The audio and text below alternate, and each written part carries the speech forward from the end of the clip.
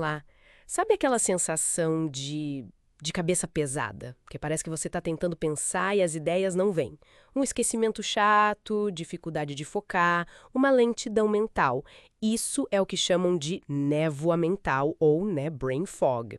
Ficou super conhecida por causa da Covid-19, claro. Mas olha, não é só dela não. Hoje a gente vai investigar o que a ciência está descobrindo sobre isso, tá? Vamos usar um artigo recente da National Geographic como nosso guia. A ideia é entender melhor o que é essa névoa, por que será que ela acontece e, claro, se tem algo que a gente pode fazer. Ok, então vamos lá. É importante sacar que brain fog não é bem um diagnóstico médico, sabe? É mais um conjunto de sintomas, tipo dificuldade de concentração, memória que falha, uma sensação de confusão, raciocínio meio lento. Exato. E aparece em vários contextos, isso que é curioso. Sim, é isso mesmo. A Covid longa, claro, jogou luz sobre o termo. Afeta, assim, as estimativas variam muito, né? Entre 20%, talvez até 65% dos pacientes. Uma variação enorme, que já mostra como é complexo. Nossa, 65% é muita gente. É, mas essa névoa, ela já era uma queixa, assim, bem comum para quem tem fibromialgia ou encefalomielite miálgica, que é a síndrome da fadiga crônica. Também lúpus, ou mesmo depois de quimioterapia, sabe? E até associado à depressão, esquizofrenia.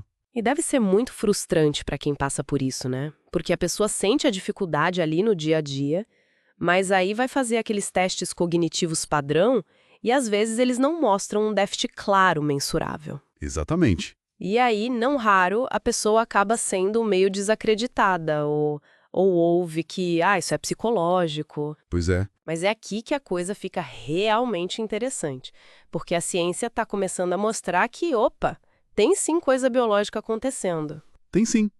O ponto central que está emergindo assim com mais força é que talvez essa névoa não seja só coisa da cabeça, no sentido psicológico, mas uma inflamação mesmo. Uma inflamação física ocorrendo lá no cérebro.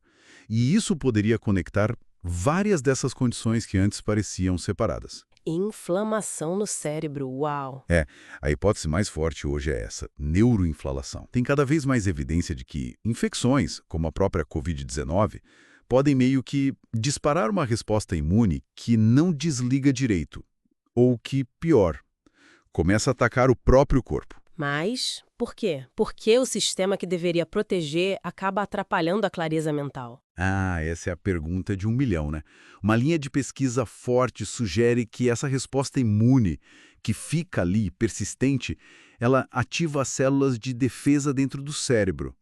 Em alguns casos, pode até levar à produção de autoanticorpos, que atacam o próprio tecido cerebral. Nossa! E tem estudos mostrando até redução de volume de massa cinzenta ou branca em algumas situações. Vemos padrões inflamatórios parecidos em outras condições que também causam névoa. É como tentar rodar um programa super pesado num computador que está superaquecendo, sabe? Fica tudo lento, trava. Falou-se bastante daquele estudo, né? Acho que de fevereiro de 2024, na Nature, associou a névoa na Covid longa a uns vazamentos na barreira hematoencefálica. Aquela proteção do cérebro. Sim, lembro desse. Tipo, substâncias ruins poderiam estar entrando ali. Esse estudo chamou atenção. Mas, assim, é preciso ter um pouco de cautela. Foi um estudo relativamente pequeno. E logo depois, acho que em março de 2024, saiu outro que não encontrou a mesma correlação tão forte. Ah, é? É. Pode ser diferença na metodologia, talvez o primeiro estudo tenha focado em casos com déficits cognitivos mais óbvios, não sei. Mas isso só reforça, né, a complexidade da coisa. Provavelmente tem múltiplas causas, múltiplos caminhos levando à névoa. Precisamos de mais pesquisa e principalmente de métodos de estudo mais consistentes entre os grupos. Entendi. E não é só a inflamação que está no radar, né? Tem outras pistas. Não, de jeito nenhum. Alterações hormonais também são investigadas, tipo na menopausa ou problemas de tireoide. Exato. Hipotiroidismo, por exemplo, ou mesmo depois de uma lesão cerebral traumática.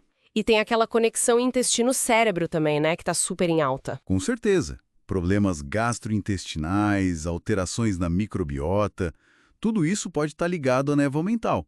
Talvez justamente por influenciarem essa inflamação mais geral, sistêmica, que acaba chegando no cérebro. Faz sentido. Então, na prática, né?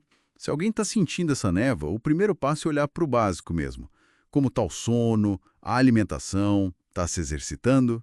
Depois, é fundamental procurar um médico para investigar causas que podem ser revertidas, sabe? Coisas tipo apneia do sono, deficiência de vitaminas como a B12, os problemas de tireoide que a gente falou, e também checar marcadores de inflamação no sangue. E, em termos de tratamento, o que já existe? Bom, tem a reabilitação cognitiva. É como se fosse uma fisioterapia para o cérebro, para treinar as funções que estão mais afetadas. Tipo uns exercícios mentais? Isso. E tem alguns medicamentos, por exemplo, remédios usados para TDAH parecem ajudar algumas pessoas, principalmente naquela névoa que aparece depois da quimioterapia. E até coisas mais inesperadas, talvez, como antihistamínicos e a famotidina, que é um antiácido, estão sendo estudados por um possível efeito anti-inflamatório. Interessante isso. É. E olhando para o futuro, né, conectando tudo isso, tem pesquisas rolando com tratamentos mais focados em modular essa resposta imune. Coisas como imunoglobulina intravenosa ou aqueles inibidores de ponto de verificação que são usados em câncer, mas estão sendo testados para a Covid longa.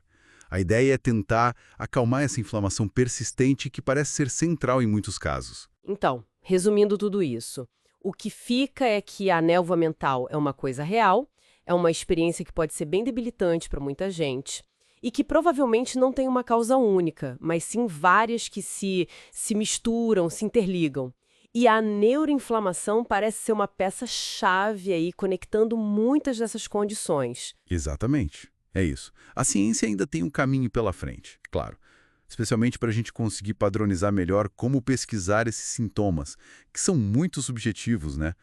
Mas só o fato de reconhecer que essa névoa pode ser, sim, a manifestação de processos biológicos bem concretos, inflamação, problemas na barreira do cérebro, hormônios, intestino, isso já é um avanço enorme. Com certeza.